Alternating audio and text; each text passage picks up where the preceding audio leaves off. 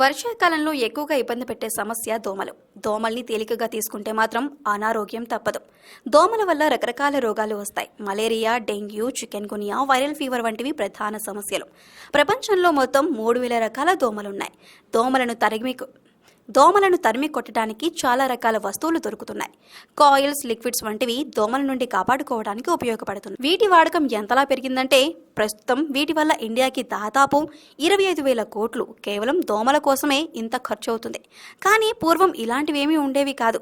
ఇంట్లో ఉండే వాటితోనే దోమలను సులువుగా తరిమి కొట్టేవారు. అలాంటి వాటిలో ఒక దాని గురించి ఇప్పుడు తెలుసుకుందాం. పొగ ద్వారా దోమల్ని వెళ్ళగొట్టే చిట్కా ఇది. ముందు దీనికి కావలసిన పదార్థాలు: 12 వెల్లుల్లి రెబ్బలు, కర్పూరం, కొబ్బరి నూనె, ఆవు నెయ్యి, ఆవ నూనె, ధూపం వేయడానికి ప్రమిద లేదా మట్టి పాత్ర. ముందుగా వెల్లుల్లి, కర్పూరంని కచ్చాపచ్చాగా దంచుకోవాలి. ఆ మిశ్రమాన్ని మట్టి పాత్రలో వేయాలి. ఇక్కడ మట్టి పాత్రే కాదు, ఏదైనా చిన్నటి వెడల్పాటి గిన్నె అయినా ఉపయోగించవచ్చు. ఆ మిశ్రమాన్ని పాత్రలో వేసిన తర్వాత 4-5 చుక్కల నూనెను అందులో వేయాలి. ఇప్పుడు దీన్ని వెలిగించాలి.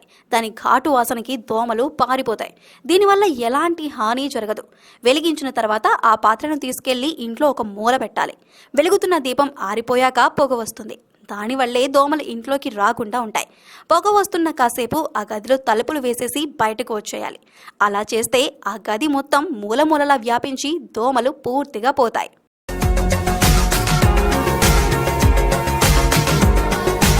మరిన్ని అప్డేట్స్ కోసం మా ఛానల్ ని సబ్స్క్రైబ్ చేయండి.